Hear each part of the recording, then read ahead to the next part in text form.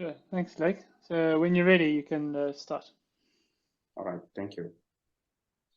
Yeah, okay, thank you, Marcel, for having me, and thank you to the SOOS Seminar community, and SOFLUX community. And the work I'm presenting today is on the sensitivity of pCO2 reconstruction to sampling scale across a Southern Ocean subdomain. It's based on a series, idealized ocean sampling simulation approach. So the work will be published last year. So for more information, you can just scan this QR code to access the full paper online. Yeah. Yeah, actually, I'll start by giving a bit of background on ocean system and Earth climate. Yes, so the ocean play a crucial role in regulating the Earth climate by absorbing by absorbing and storing CO2 emission from human activity such as fossil fuels and deforestation. Yeah, this account for like about 25%, implying a mitigation of the climate change. Yeah, however, this increase in CO2 level also affects the ocean chemistry and acidity, which lead also to negative impact of marine ecosystem. Yeah, so there are actually two important processes that I can see here, two important processes that actually play a significant role in ocean ability to absorb and store carbon dioxide. Yeah, this is atmospheric, actually CO2 level increase. For instance, the ocean acts as a carbon sink by absorbing some of the excess of CO2 from atmosphere with this process here. Yeah, this process known as the solubility pump help to reduce the amount of CO2 in the atmosphere, which reduce actually the greenhouse effects and slow down the global warming. For the second process is the biological pump. This process involves the uptake of and release of carbon by marine organisms such as phytoplankton, and also help to transfer carbon from surface ocean to the deep ocean where it can be stored for a long period of time. Yeah, the Southern Ocean actually play a prominent role in this global carbon climate system. Your models have shown that since the start of pre-industrial era, the region have absorbed about 40% of the total ocean CO2 uptake and probably 75% of excess energy. Yeah, with this, Southern Ocean defined as you can see on this animation, is this part of the global ocean, which is actually connecting the southern basin of Atlantic Ocean, Pacific Ocean, and Indian Ocean. Yes, so here actually is where I'm located, which is giving us a very strategical geographical location to study this particular area of the ocean. Now, however, due to the special, I would say, a special and seasonal sparseness of the Southern Ocean CO2 observation, as we can see on this figure, you can follow the cursor, which is from the well-known data source SOCAT version 2021, which actually presenting the seasonal and special distribution of based observation in the region, which is generally, as you can see from this figure, which the blue represent observation in the region during summertime, and the red observation in the region during predominant winter time. In red, where you can see very few observations be done in the area during winter. And proceeding further, these seasonal sampling bias have implied observation-based reconstruction of partial pressure of CO2 at the surface ocean using machine learning and actually contribute to the convergence of the root mean square error, which is actually one of the metrics to assess the reconstruction of CO2, to a common limit known as in the literature as the wall. And the hypothesis here is to address, of course, this critical missing sampling scale, which will get the community reconstruction of CO2 in order to improve the reconstruction we have. Now, one of the reasons for this study also is, as you can see on this figure, this is two main data products which are actually well used in the world. First, one from the Picker and Schutzer work 2016 and Gregor work in 2019. Here is just a plot. I show a little bit the difference between, take the difference between the two data sets, which we can see here, with as we would expect both of them to be actually close to the zero line. This is from the version 2021 of this data product. A plot the time say from 1980 to 2020. We will expect the difference to be a bit closer to the zero line So this actually show a little bit of difference in the result of the two data product. Yeah, which one of the reasons why the work from Gregor 2019 mentioned the proposal we may have hit the wall or reach the limit into improving the potential of machine learning technique and of improve the reconstruction of CO2 flux. The point is, why does the accurate ocean CO2 flux really matter? It matters here because it's quite linked, it's directly linked to how accurate we also estimate the surface ocean pCO2, because also contribute to the global carbon budget. It's critical for the trend of ocean sink feedback on global warming as well as ocean acidification, and also rigorous for test and diagnosis of regional and global model.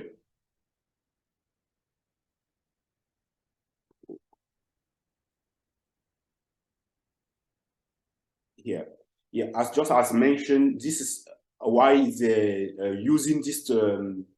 As I mentioned, improving the accuracy of estimation of sea surface, surface ocean pCO2 is really important because it's involve the calculation of flux at the surface ocean, and then also, as I say, used in the estimation of the mean annual of global carbon budget. Yeah, now, in order to close the gap, the spatial and the seasonal sampling bias I mentioned earlier in the ship-based observation in the region, increasing CO2 sampling effort in the Southern Ocean using autonomous sampling platform, such as float,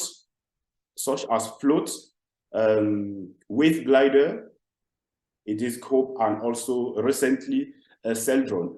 The community have really tried to address this problem, but the effectiveness of this effort has not yet really been tested.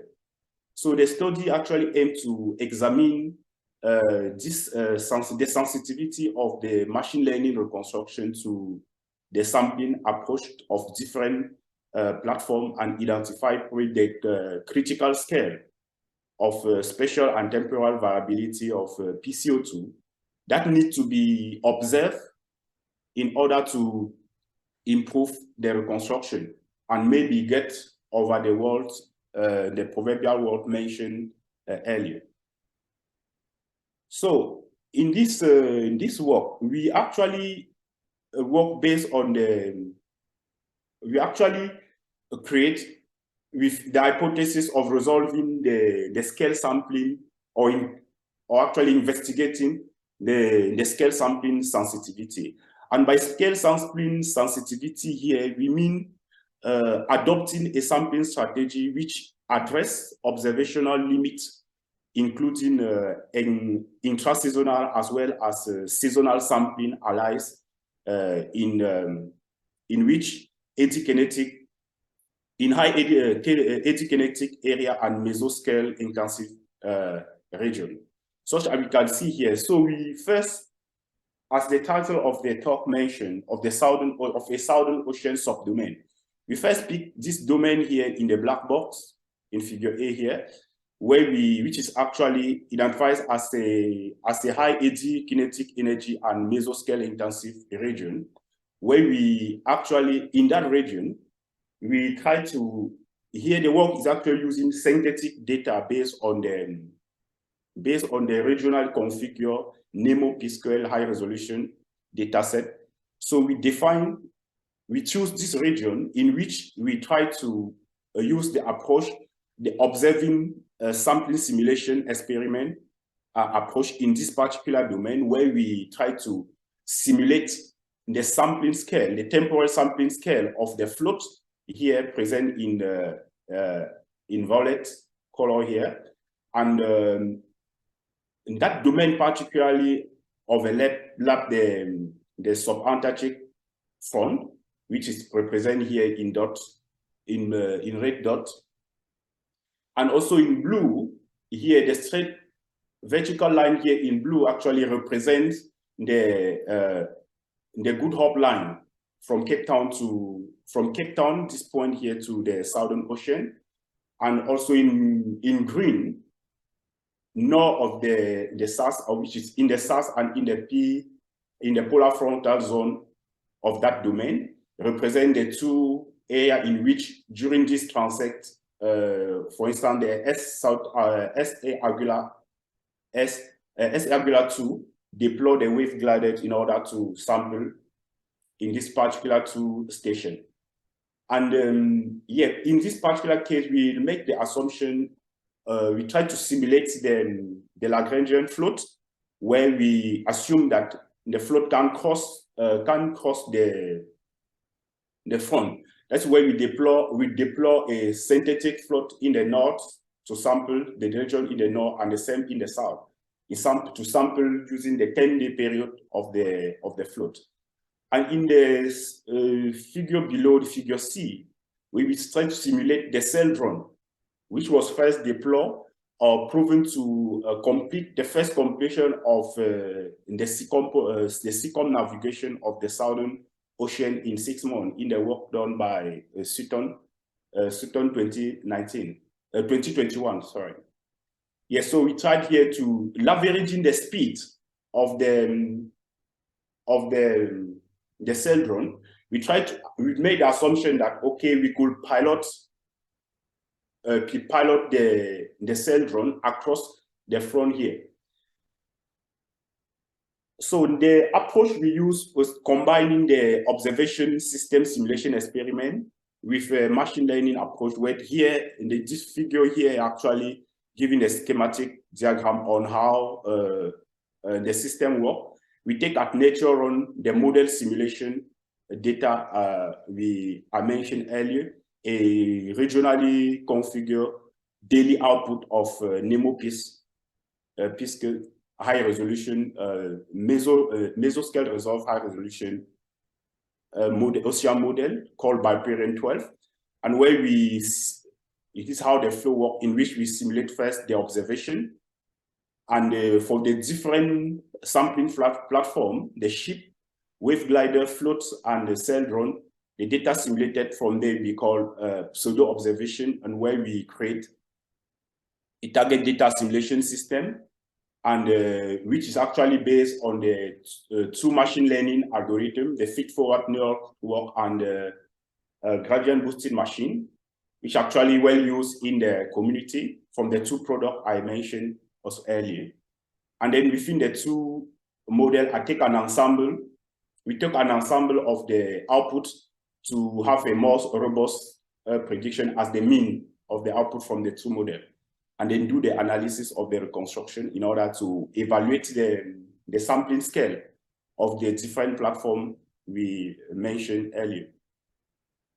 So in the next slide here is actually the first result we got from this simulation. This map here actually represents the map of the map of the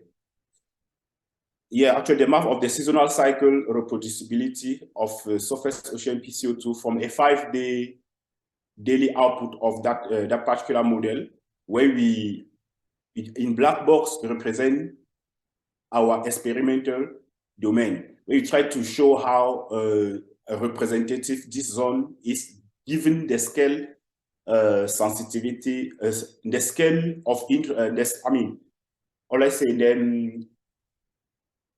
scale of variability we are actually interested in. And here is actually showing the representativeness of this region, where we define a lower seasonal cycle reproducibility zone, which is actually just a correlation between the surface ocean pCO2 and his climatology. We define 3 zones: lowest SCR and medium SCR between this range, and higher seasonal cycle reproducibility zone within this one. The first result we get here is actually just simulating the ship transect in that particular region, where we have the figure here. And the second one, we assume that the ship could sample during winter, within assumption that the ship could sample during winter within using the same transect. What we actually got from the analysis of the anomaly of the seasonal cycle of the output is, in blue here, is actually the anomaly when the ship sample only during summer, right? And in orange here is actually the anomaly of the seasonal cycle when the ship sample during summer and winter. So we can see that, we can see here how we can see here the seasonal sampling bias due to winter observational gap, because by assuming that the ship could sample during winter, if we take the metric of the 2 experiments we did here, the metric, we took the RMS, the root mean square error here, which are actually our main metric, and the mean bias error. And here is actually the correlation coefficient from the outputs and the ground truth data. And this is just the mean absolute error, which is actually also another metric. We see that based on all of this metric, when ship sample during winter, pass through the region during winter, we actually have the uncertainty because we divide actually in the root mean square actually almost by 2. And same here with the correlation mean, and almost by 3 the bias in the region, which actually show or give us the importance of sampling during winter. But with the ship, this is actually not always realistic because of the weather condition in the region. And as I mentioned, we show on the map earlier how the ship data is biased in the region biased towards summer in the region. And now question is, does no resolving the synoptic variability of pCO2 within this lower seasonal cycle reproducibility region and medium seasonal cycle reproducibility region quantitatively impact the bias and uncertainty of the reconstruction? That is where I would say this experiment, where we include now combining the ship observation, because we need ship observation. We're combining ship observation with the different other sampling strategy based on wave glider floats and sail drone. Yeah, the result we have here is the ship in summer is actually as our baseline, because this is most of the data we have in the real life or real world observation we have are mostly in summer.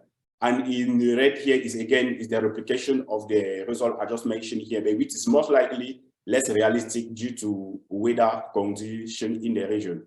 But which actually, by combining with this different platform, we could be able to sample in those areas during winter.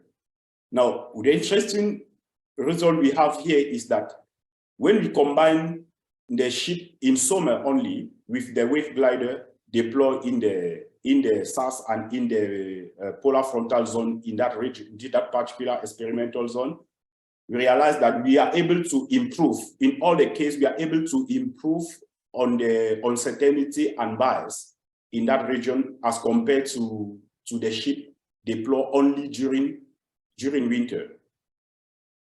But the question is, we realize that the ship during winter, when the ship go down during winter, we are actually able to improve more significantly if you're actually outperforming all the when we combine ship with other platforms. Today we realize how important is sampling the meridional gradient in the Southern Ocean really matter, because remember the ship sample meridionally from the north to south or south to north. Why actually the wave glider, as we mentioned, is sampling, is deployed it's normally in real life deployed in the mooring mode, but sample at the high temporal and space resolution. Now we realize that also on the float, both in the SOOS and in the polar front zone, and when we also combine them, though we are able to reduce the bias and uncertainty, but we are not able to improve as much as sampling the ship sample during winter here. And the reason is we show how important the meridian, emphasize again on the importance of the sampling the seasonal cycle of the meridional gradient. Of the meridional gradient, because the wave, the float actually sample following the water current, zonally following the water current eastward. Now in the last row is actually when we combine the ship during summer with the observation, the synthetic observation from Celdron, we denoted here by NUSV. By Celdron, we realized that by Celdron, when we leverage the speed to try to sample a little bit more meridionally, and meridionally either from west to east or east to west. We realized that by doing that, we actually outperform the ship when ship sample during winter and summer and winter, which actually came to realize that the new feature which the Celdron is able to do here, which the ship alone can do, is actually the intraseasonal variability at the most higher, not only sampled at the meridional mode, but it also sampled at the much higher temporal resolution compared to ship. And the result we have explained here can also be seen here on figure B, because this is to see the caption of the figure, the notation of the figure, annotation of the figure. You see here figure B. The result I just explained here can be seen here on the anomaly of the seasonal cycle of the surface ocean pCO2 in that same region. Where we see here in pink here is actually how the anomaly for the by combining the ship during summer and the synthetic observation from Celdron is actually able to drop the anomaly around the zero line here. So which actually point out as show the importance of the meridional sampling, and also this semi-idealized model sensitivity analysis, we are able to actually see that we are able to observe the two sampling scale in the region. The first one is actually the seasonal cycle of the meridional gradient, and the other one is actually the intraseasonal variability in that in the region. As we move forward, our next as future work on this particular is to see that we are able to, if we are able to combine the observing simulation experiment to the same experiment by combining ship with wave glider with cell drone, in order to sample the whole Southern Ocean. Though we hypothesized in that work that given the seasonal cycle reproducibility, the result from that particular domain could be extrapolated in the whole Southern Ocean. So as a future work, we are planning to investigate this approach by combining the synthetic cell drone and actually the ship simulation in that area in order to reconstruct the whole domain and see, and then deploy with beta sampling strategy meridional wise with the newly developed or let's say sampling platform or observing platform, autonomous observing platform in the area will help complement the ship observation in order to improve actually the machine learning reconstruction of surface ocean pCO2 in the region. So yeah, in summary, actually, we see that increasing CO2 in the machine learning reconstruction of pCO2 have probably hit the wall, as we mentioned a little bit, in terms of improving the root mean square of the reconstruction. We say that by increasing the sampling effort in the Southern Ocean using autonomous sampling platform, such as float, wave glider, and cell drone, the community, we can try to address this problem if we using synthetic data of much higher resolution of the meridional gradient. The study addressed a crucial gap in our current knowledge of to provide suggestion on how carbon cycle community can improve a current estimate of carbon flux in the region by improving the sampling strategy. So we found that we found two important critical scale, which the first one is the seasonal cycle of the meridional gradient. The second one is the intraseasonal variability. However, based on the impact of these two sample scale of the root mean square score and bias in our study, it was found that the seasonal cycle reproducibility of resolving the seasonal cycle reproducibility of the meridional gradient is actually the first order requirement in order to improve the uncertainty in the machine learning reconstruction of pCO2 in the region, and resolving the intra-seasonal variability is the second order requirement. Yeah, in this note, I end here by proposing probably like the plan for the Southern Ocean, which is first order, which is a major improvement in terms of reducing uncertainty and bias, potentially break through the wall or improve the root mean square error of machine learning reconstruction, will be to combine actually a ship observation with cell drone, which means probably improve maybe in designing or deploying cell drone in the area, considering and of exploring in the real observation how we could leverage the speed and the solar power cell drone to sample meridionally. In this note, I end my presentation and thank you. Yeah. Thank you very much. Yeah. Thanks, Zach. That was really wonderful. Thank you. 0.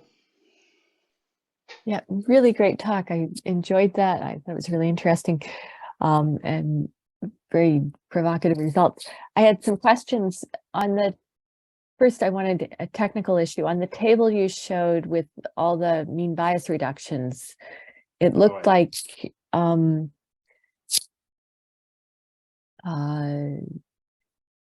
one, eh? That one, yeah. So I was looking and it looked like the floats with the polar frontal zone were better than the floats with the subantarctic zone plus the polar frontal zone. Exactly. And that's a very provocative result. Is that because you're putting more floats in the polar frontal zone in that case? Yeah, you're actually saying,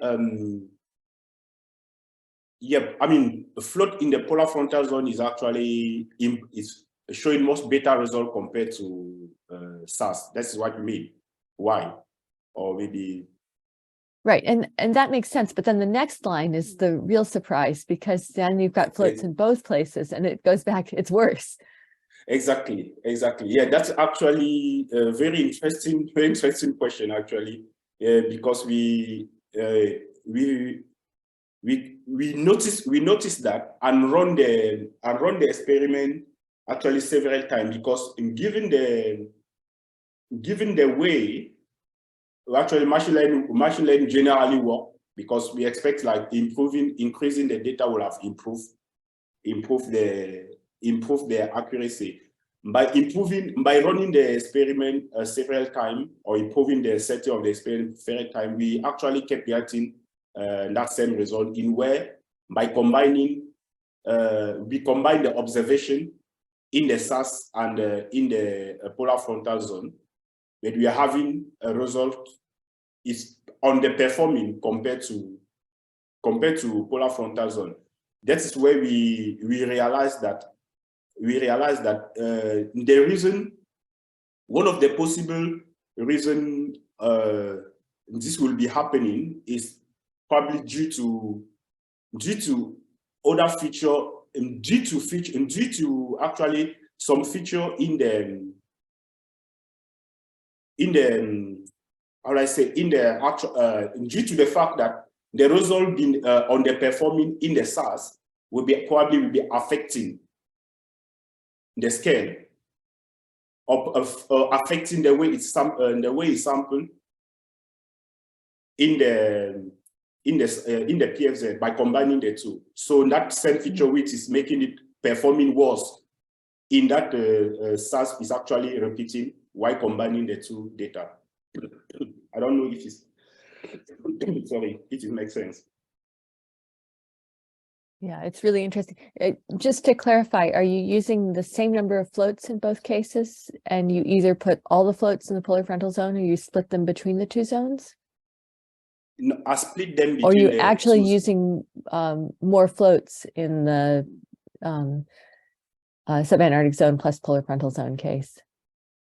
No, actually deploying one float, and assuming that because the experiment is based on a 1-year data set. Yeah, so okay, so it's just where it happens to go.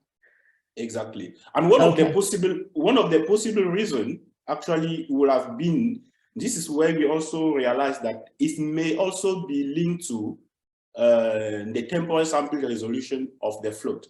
Because if you look at we are not expected, we could have expected the wave glider to underperform compared to the float, but actually was the opposite. So we also, and that's why in the paper we also discussed on the fact that the 10-day resolution of the float may be one of the issue, but it still need to be investigated a little further with yeah. That makes sense. Yeah, the Argo goal of 10-day sampling is not optimized for Fluxes. Yeah.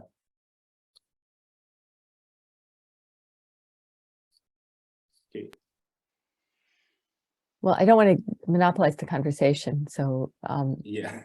but I have one more question if nobody else does, which is that I'm looking at the last line in this plot, and it looks like the ship plus sail drone is really fantastic. And that leads to a question, what if you just had 2 sail drones? Yeah, quite interesting. Quite interesting. Actually, is part of the work we are actually conducting by by investigating, because currently I think if you go back a little bit, if you go back a little bit here, actually on the Sutton 2021 paper, and this is actually the real actual trajectory of the sail drone. It completed this one is in about 6 months time. So in the future what we are doing, we are deploying, we are thinking of simulating, try to simulate the same tract where we actually increase, because this is just one sail drone, where we actually increase the number of sail drone maybe on the zonally in the same region, which is actually realistic, and then test as well the meridional or the orthogonal sampling, which is most harder in the real life because of the westerly jet.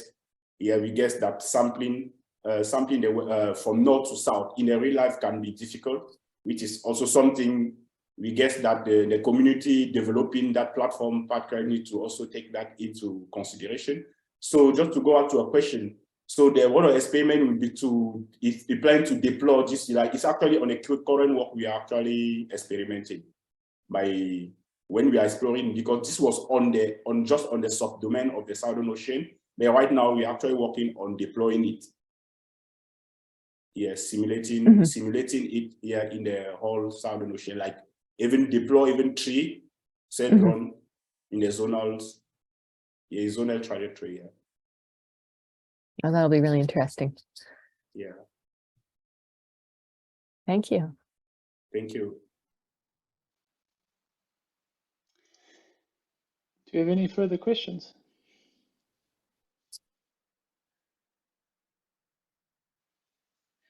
So like Bruno, you go first. Okay, thank you for your quite interesting talk. Yeah, you address a critical part of the Southern Ocean, but it is also one of the most dynamic zones. So I'm not surprised that having a better resolution going to improve the simulation. But is there still so much bias if we are addressing the area further south in areas that are less dynamic, I would say, in the open in the pools, for instance? Because your area is centered on the front, obviously, so it's very dynamic. In further south, is there so much bias due to the poor data coverage? It's my question. Yeah, actually the question is based on the potential bias due to the data coverage in the SOOS. Yeah. Yeah. Actually, we given this for the experiment in this particular domain, we don't think for now is actually linked to the poor data coverage, but may probably be linked to some feature which are not yet observed or properly observed in this region. That is why one of these key features, as we mentioned, was the seasonal cycle of the meridional gradient that will need to be observed, which explaining why the ship is doing well, because ship sample from south to north, and when we add a winter line to complete the seasonal maybe cycle, is actually performing much higher compared to most of this deployment in the region. Yes, so in the future work, as I mentioned, I think this is one of the way where we are actually trying to explore the impact of this platform in different area by doing analysis in the whole SOOS, maybe basin-wise as well, maybe south of the Atlantic and Pacific, Indian Ocean as well, in order to investigate whether it's probably linked to the sparsity of data in the particular region or not. But for this particular experiment, that's why we started first on the subdomain. Yeah, I don't know if Okay. it's. No, I mean it's a good answer. Thank you very much. And I was just wondering technically. I guess there is a limitation to deploy the cell drone. There is some technical limitation in the seasonal ice covered area, correct? Yeah. Yeah. Yeah. Thank you. Thank you.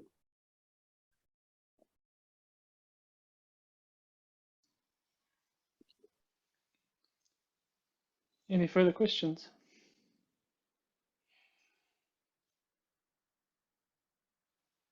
No? Okay, then a final round of thank you. Laique, that was really great. And thanks everyone for coming along.